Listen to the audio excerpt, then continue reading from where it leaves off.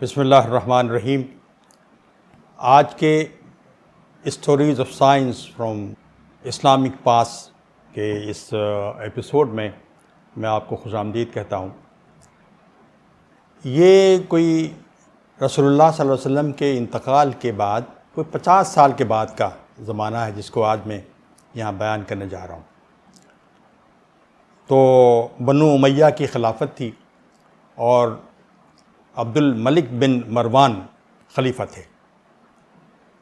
آپ یہ سمجھیے کہ 685 عیسوی یہ زمانہ تھا، 20 سال تک یہ خلیفہ رہے۔ ان کے زمانے میں ایک پرابلم کھڑی ہوئی، ایک مسئلہ کھڑا ہوا۔ وہ یہ تھا کہ انہوں نے یہ پروگرام بنایا، تو اپنے زمانے کے جو سکے تھے دینار اور درہم، اس زمانے میں مملکت اسلامیہ کہ ہاں ان کی ڈھلائی نہیں ہوتی تھی، ابھی نہیں شروع کی تھی، لیکن جو مملکت روم کے میں جو سکے ڈھلتے تھے وہی یہاں بھی استعمال ہوتے تھے، اور اسی طرح سے جو ایرانی سلطنت کے جو بچے کچھا جو زمانہ تھا، اب وہ تو ختم ہو گئی تھی سلطنت، لیکن ان کے جو کوئنیج تھا وہ بھی استعمال ہوتا تھا۔ تو گویا 2 طرح کے کوئنیج استعمال ہوتے تھے۔ تو انہوں نے یعنی خلیفہ وقت نے یہ طے کیا کہ دیناروں پر یا درہم پر ایک طرف کلمہ شہادت اور دوسری طرف سورہ ناس یہ کندہ کرائی جائے۔ یہ انہوں نے فیصلہ کر لیا۔ اس فیصلے کی اطلاع جب مملکت روم کے بادشاہ کو پہنچی تو اس نے اس پر ریئیکٹ کیا اور اپنا رد عمل اس طرح بھیجا کہ اس نے کہا کہ یہ کام نہ کریں، ورنہ میں انہی جو آپ کے ہاں استعمال ہوتے ہیں اپنے دینار و درہم پر کچھ ایسے ڈیروگیٹری چیزیں کندہ کرا دوں گا جس سے آپ کو تکلیف پہنچے گی۔ ظاہر ہے کہ وہ کوئی ایسی بات لکھواتا۔ یہ بات جب خلیفہ ایک وقت تک پہنچی تو انہوں نے کچھ فیصلہ کیا۔ انہوں نے فیصلہ کیا کہ یہ سکے ڈھالنے کی فیکٹری یا فاؤنڈری خود ہماری مملکت میں ہونی چاہیے۔ اس کے سلسلے میں انہوں نے مشاورت کی۔ اس سلسلے میں جس شخص سے انہوں نے مشاورت کی اس کا نام خالد بن یزید ہے۔ تو خالد بن یزید یہ حضرت امیر معاویہ کے گرینڈ سن پوتے تھے، اور اس طرح سے ام المومنین حضرت ام حبیبہ کے بھی پوتے ہی ہوئے، یعنی وہ بہن تھی حضرت عمر بن عبدالعزیز کی اور امیر معاویہ کی۔ تو اس طرح سے گویا کہ خانوادہ رسول سے ان کا ایک اس طرح سے تعلق تھا، جو کہ یہ بنو امیہ سے تھے، لیکن اس کے باوجود بنو امیہ سے آپ کی رشتہ داری تھی اور آپ کی اہلیہ یعنی ام المومنین حضرت ام حبیبہ بنو امیہ سے تعلق رکھتی تھی۔ تو گویا اس شخص ان کو بلایا خالد بن یزید کو اور ان سے مشورہ کیا کہ ہمیں کیا کرنا چاہیے۔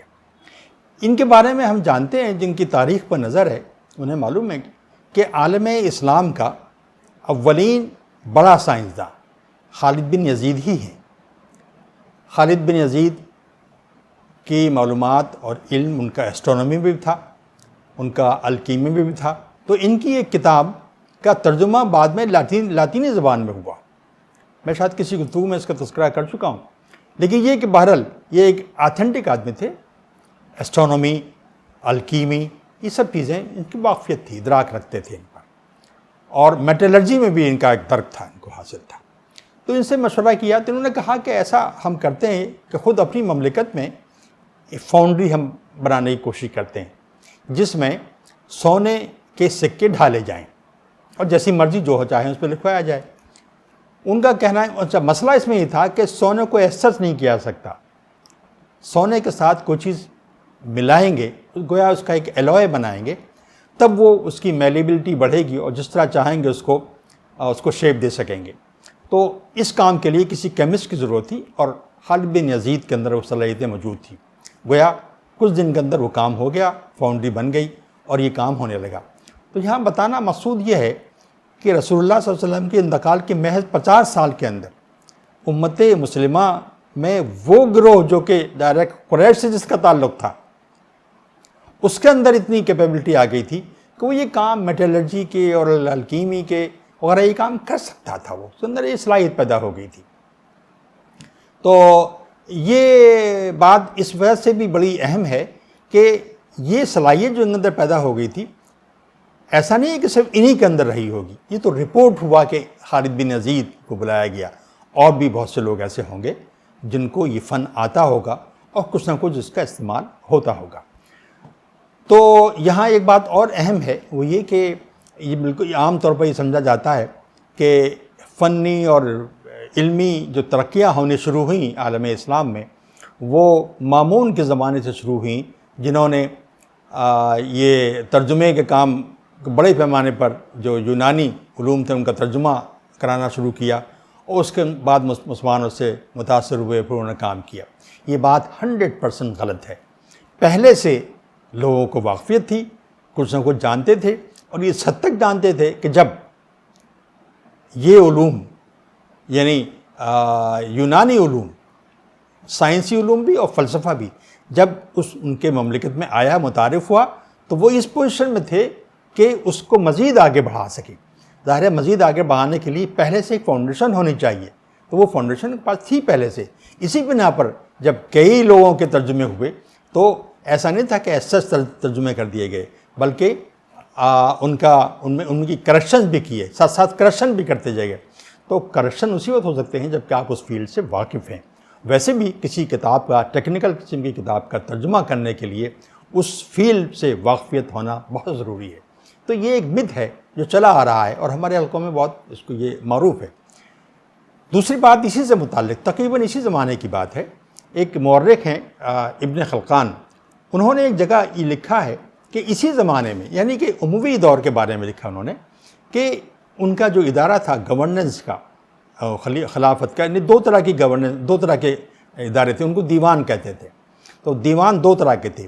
ایک دیوان وہ تھا جس میں تمام لوگوں کی سیلریز، جن کا اپائنٹمنٹ ہے، اور فصل کتنی آئی وغیرہ وغیرہ، ان تمام چیزوں کے اندراج ہوتا تھا. یعنی ریونیو کا تذکرہ ہوتا ہے کہ جو گورنمنٹ کو جاتا تھا یا گورنمنٹ خرچ کرتی تھی. ایک دوسرا وہ تھا جس کے بارے میں کہا گیا کہ دوسرا جو دیوان تھا، اس میں ان طریقوں، ان میتھڈز کا تذکرہ تھا جن کو استعمال کرتے ہوئے ان سب چیزوں کا کیلکولیشن کیا جاتا تھا. تو اس میں لکھا ہے ابن خلقان نے کہ وہ لوگ جو اس دیوان میں، یعنی گورنمنٹ کے اس سیکریٹریٹ میں نوکری کرنا چاہتے تھے، جاب لینا چاہتے تھے، ان کی کوالیفیکیشن کیا ہونی چاہیے.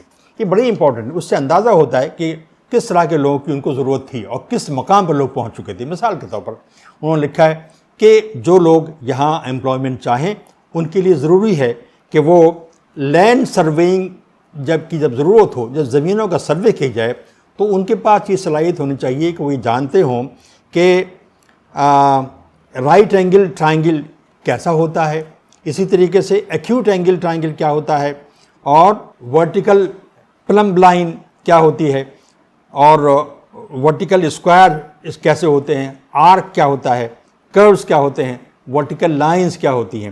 تو یہ ان سب کا اندازہ ہونا چاہیے. اور محض صرف یہ معلومات محض کتابی نوعیت کی نہیں ہونی چاہیے، بلکہ فیلڈ میں وہ اس قابل ہو کہ ان سب چیزوں کو میزر کر کے اور ان کی بنیاد پر وہ جو لینڈ سرویئنگ ہے وہ کر سکے. تو گویا میتھمیٹک یا جیومیٹری کا اتنا علم اس وقت کے لوگوں میں تھا، جبھی تو اس طرح کے لوگ کی ڈیمانڈ تھی کہ یا آپ آئیں تو ان کے پاس آس پاس یہ صلاحیت ہونی چاہیے.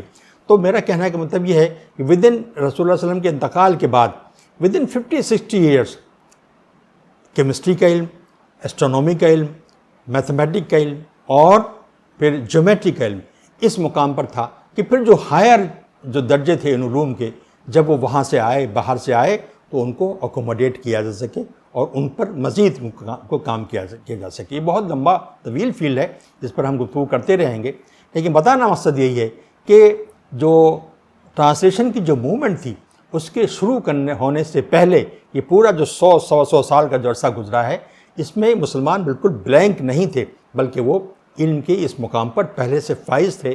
جب علوم آئے تو نہ صرف یہ کہ ان کے جو خرابیاں اور غلطیاں تھیں ان کو ٹھیک کیا گیا، بلکہ وہ چیزیں آگے بھی بڑھیں. یہ بات کہنا کہ المامون نے خواب دیکھا اور خواب میں اس نے ارسطوٹل کو کچھ کہتے ہوئے سنا، اور اس کے بعد پھر وہ ترجمے شروع ہوئے، اور پھر موومنٹ، ترجمے کی موومنٹ آئی، اور پھر علمی ترقی ہونا شروع ہوئی۔ میں صرف یہ بات کہنا چاہتا ہوں کہ کسی بھی قوم، کسی بھی ملک کی جو ترقیاں ہوتی ہیں وہ کسی خواب کی بنا پر نہیں ہوا کرتی۔ پہلے سے ایک فاؤنڈیشن ہوتی ہے، اور فاؤنڈیشن ہر قوم کے پاس ہوتی ہے، کسی نہ کسی سطح کی فاؤنڈیشن ہوتی ہے۔ اسی میں پھر آنے والے علوم جب آتے ہیں تو وہ پنپنے لگتے ہیں، ترقی ہوتی ہے ان کی، اور پھر چینجز آنے لگتی ہیں۔ یہی حال اسلامی مملکت میں بھی ہوا، مسلمانوں کے ساتھ بھی ہوا۔ کسی خواب سے اس کو منسوب کرنا یہ بڑی ایک میرا خیال ہے بڑی ایک نامناسب سی بات ہے، بڑی معصومانہ سی بات ہے، جو ہمارے علماء بھی کرتے رہے ہیں اور ہمارے اپنے مورخین بھی کرتے رہے ہیں۔ اللہ تعالی ہمارا اور آپ کا حامی و ناصر ہو۔